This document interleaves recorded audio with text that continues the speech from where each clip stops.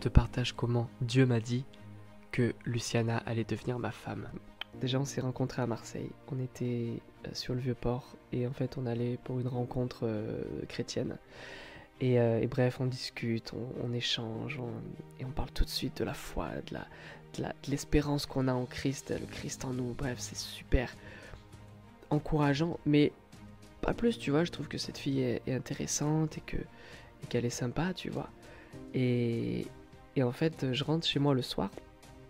Et puis là, je prends un petit temps de prière. Et là, d'un coup, c'est comme si son visage apparaît sur le mur, entre le mur et le plafond. C'était vraiment là, là. Et là, Dieu m'a dit, elle sera ta femme.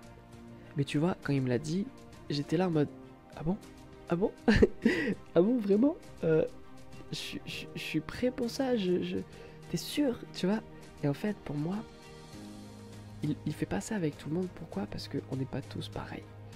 Et moi, j'avais besoin de l'entendre me le dire. Parce que tu sais, j'avais été tellement brisé par les relations avec les femmes. J'avais tellement fait de mal aussi aux femmes que j'avais pas confiance ni en moi-même, ni en les femmes pour pouvoir m'investir dans une relation. Et comme mon père sait ce qui est le meilleur pour moi, comme il est lui-même le meilleur des papas, il sait ce qui est bon pour moi, il me connaît mieux que moi-même. Du coup, en me disant ça, il me disait, mon fils, elle, tu peux y aller. Fais-moi confiance, ça va bien se passer. Tu vois? Et du coup, je savais tout de suite qu'elle allait devenir ma femme. Et alors oui, il y a eu des moments de doute, il y a eu des moments euh, où, où, où cette parole est devenue un peu comme si je me dis, mais en fait, c'est moi, ça vient de moi, tu vois? Et jusqu'à ce qu'elle aussi ait sa propre révélation. Et, euh, et au bout d'un mois et demi, on s'est fiancés. Au bout de un an et quelques, on s'est mariés. Pourquoi? Parce que je savais que je pouvais m'engager avec elle. Parce que le mariage est un engagement. Mais j'étais, tu vois, tellement sûr que si ça vient de mon père, ça allait tenir. Aujourd'hui, ça va faire 9 ans de mariage, 10 ans de relation. Et je l'aime tellement, tu vois. Et il est avec nous. Et c'est ce que je souhaite à chacun. Et tu vois, on s'est pas mariés parce qu'on devait le faire. On s'est mariés parce qu'on a pris ça au sérieux. Et parce que surtout, j'ai pris la parole de Dieu au sérieux, tu vois. Mais si Dieu t'a pas dit c'est ta femme d'une manière si claire, il te laisse quand même le choix. Il te laisse le choix. Et ça, je le répète, il m'a laissé le choix. Je pouvais ne pas la prendre comme femme.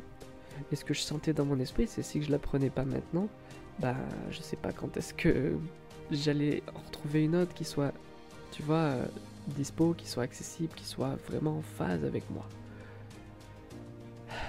Donc même si Dieu t'a dit que telle personne ou telle personne soit ta femme ou ton époux futur, ne l'impose pas. Moi je lui ai pas dit, je me suis rapproché d'elle, je suis devenu son ami, mais je lui ai pas dit, hey, tu vas devenir ma femme parce que Dieu l'a dit. Non, sinon ça devient du contrôle. Et il n'y a pas de contrôle dans l'amour. L'amour rend libre, et l'amour rend libre et nous laisse libre de nous engager. C'est nous qui nous engageons, c'est nous qui nous rentrons dans cette fidélité par notre volonté. C'est pas un acte qui est où tu dois te soumettre, où tu es forcé à le faire. Non, ça c'est pas l'amour. Mais l'amour te laisse libre de t'engager. Alors je me suis engagé et je me suis engagé pour la vie. Donc voilà, je vais te donner de l'espérance et t'encourager. Que oui, il y a quelqu'un qui est là pour toi et que tu es là pour elle parce que c'est un échange. C'est une union et je te la souhaite à chacun d'entre vous. Sois béni et renouvelé.